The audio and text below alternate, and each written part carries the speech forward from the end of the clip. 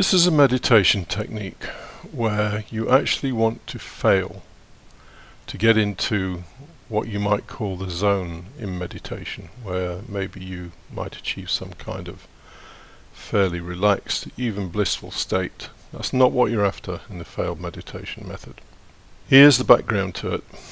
We are, all of us, driven day in, day out by desires of various kinds.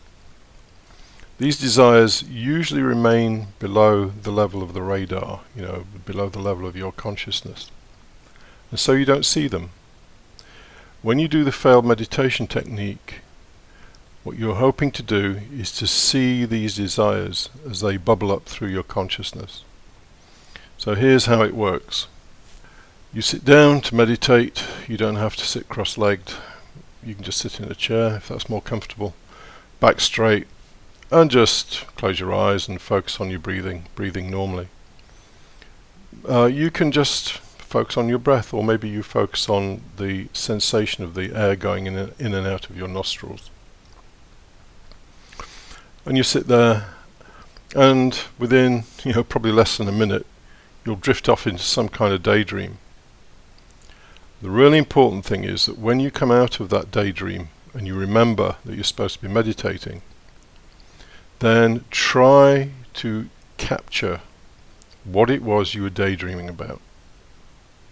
Just see it, almost like taking a snapshot of it. Don't think about it, just see it, and then start to meditate again. And again, within another minute or maybe 2 minutes, you'll drift off into another daydream, and you do the same thing when you snap out of it, and you remember that you're supposed to be meditating. Just try and look back at what it was you were daydreaming about and take a snapshot of it. And maybe do that for 10 minutes. You don't need to do it for a huge amount of time, because on any one particular day you'll find that the desires that are bubbling up through you, and this is the way of seeing those desires, usually have a fairly permanent theme. And of course do this every day. I tend to do it most days, just to see what it is that is driving you on that particular day. These things that you will see are usually related to some kind of ambition. In fact, all desire is some kind of ambition.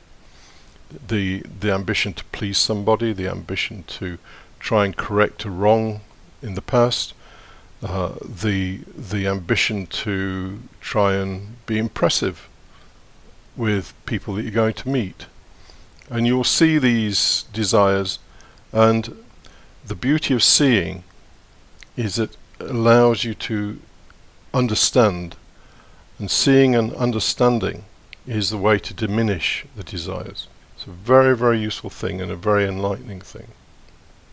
And it will make you more aware of your desires, and as you become more aware, you'll understand yourself more and what's driving you all the time. Anyway, the failed meditation technique.